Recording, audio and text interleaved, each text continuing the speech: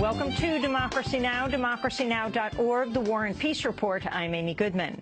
Protests are set to begin for a third day in a row in Ferguson, Missouri, over a grand jury's decision not to indict Officer Darren Wilson for killing unarmed black teenager Michael Brown. Missouri Governor Jay Nixon deployed more than 2,000 National Guard troops to patrol the St. Louis area.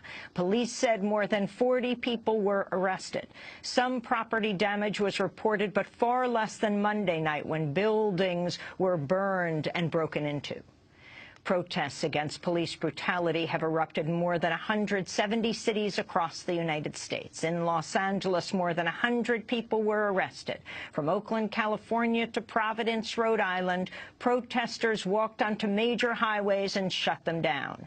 In New York, protesters blocked traffic across the city, including at the Lincoln Tunnel, West Side Highway, the Manhattan Bridge, Williamsburg Bridge, and the Queens Midtown Tunnel. More than 1,000 protesters marched on the FDR Drive, at one point shutting down traffic in both directions. Protester Henok Montes was among thousands who rallied in Times Square.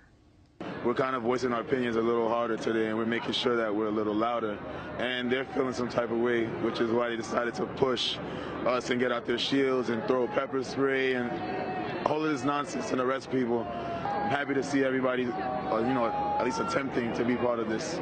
It's different and it's good. Something new is happening over in the city, and I just hope we can keep it up. I hope this is a lifetime thing and not just this week. The protests in New York came on the heels of Monday's protests, when demonstrators shut down 3 bridges and threw fake blood onto New York City Police Commissioner William Bratton. President Obama responded to the unrest in Ferguson Tuesday by calling for calm, and remarks that drew a strict contrast to his more impassioned remarks last year on the killing of Trayvon Martin. Obama condemned the destruction of property by some protesters in Ferguson. I have no sympathy at all for destroying your own communities, but for the overwhelming majority of people who just feel frustrated and pained because they get a sense that maybe some communities aren't treated fairly, or some individuals aren't seen as worthy as others. I understand that. And I want to work with you, and I want to move forward with you. Your president will be right there with you. Ferguson police officer Darren Wilson has spoken publicly for the first time since he fatally shot Michael Brown. In an interview broadcast on ABC News, Wilson described how he shot Brown repeatedly because he feared for his life. He was interviewed by George Stephanopoulos. Is there anything you could have done differently that would have prevented that killing from taking place? No. Nothing? No. And you're absolutely convinced, when you look through your heart and your mind, that if Michael Brown were white, this would have gone down in exactly the same way? Yes. No question? No question. ABC's Stephanopoulos also asked Wilson whether the killing of Michael Brown would always haunt him. I don't think it's a haunting. It's always going to be something that happened. You have a very clean conscience. The reason I have a clean conscience is because I know I did my job right. In his testimony, released after the grand jury decision, Officer Darren Wilson compares Michael Brown to a demon and says, quote, "When I grabbed him, the only way I can describe it is I felt like a 5-year-old holding on to Hulk Hogan."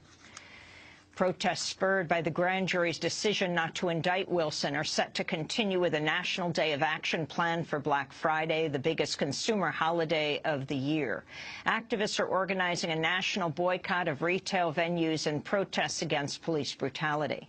The actions coincide with a wave of protests by Walmart workers at more than 1,600 stores across the country, who are demanding a $15 an hour wage and the right to form a union.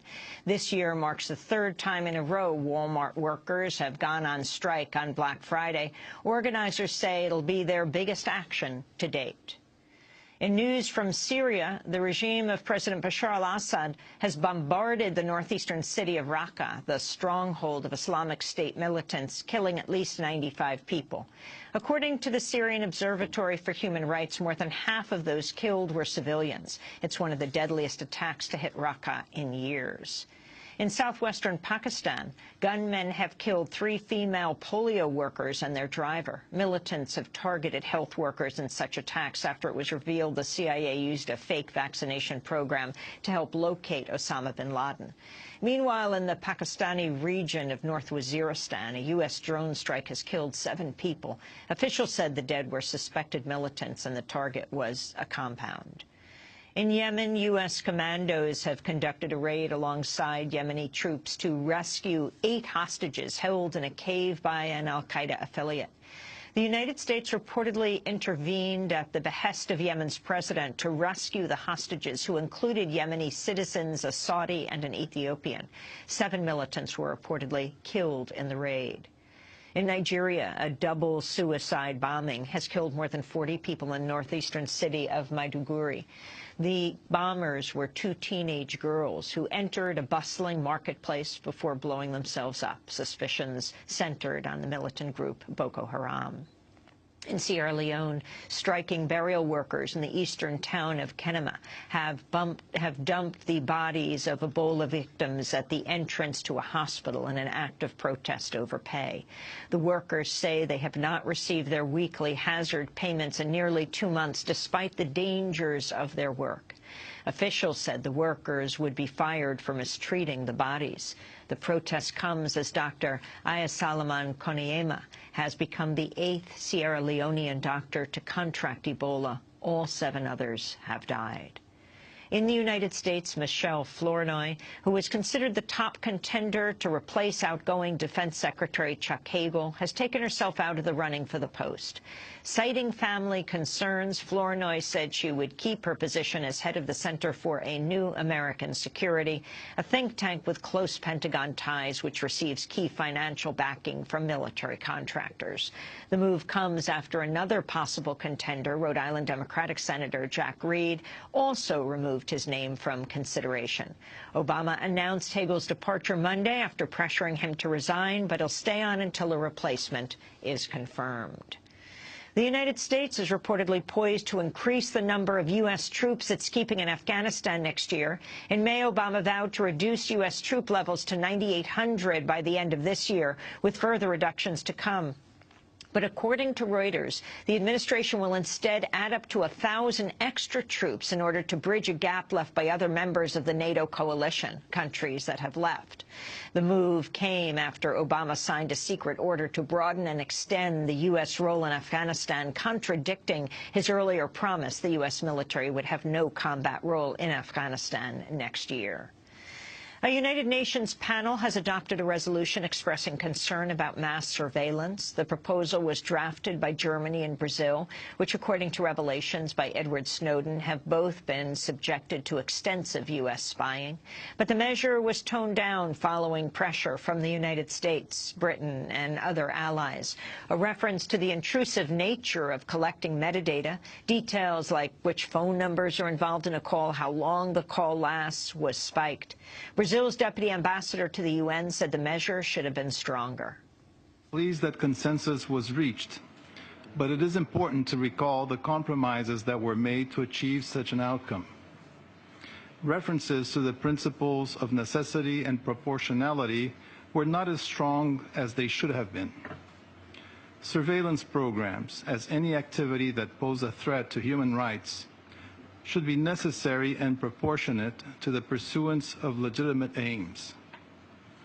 As some members were not in a position to acknowledge these basic principles of international law, we could not affirm them in the strongest of terms. The Obama administration is releasing new limits on ozone, the most widespread form of air pollution and the main ingredient in smog. Ozone, which is formed through a reaction of pollutants from power plants, factories, and cars, has been linked to asthma, heart disease, and premature death.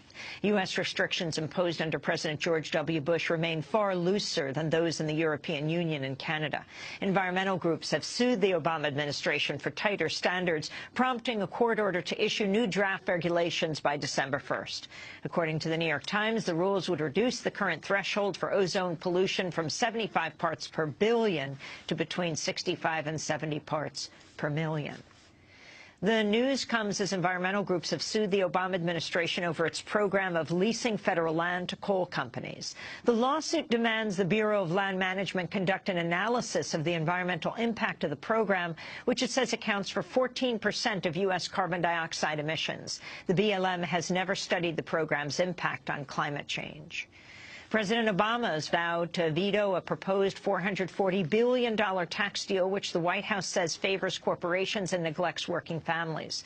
The bulk of the deal between House Republicans and Senate Majority Leader Harry Reid would serve to enrich businesses, while the deal excludes measures to enshrine two key breaks for working-class families: an earned income tax credit and a child tax credit. The Center on Budget and Policy Priorities estimates more than 16 million people would fall into poverty or deeper into poverty if the provisions are not made permanent. And about half of all people with HIV in the United States are not receiving treatment.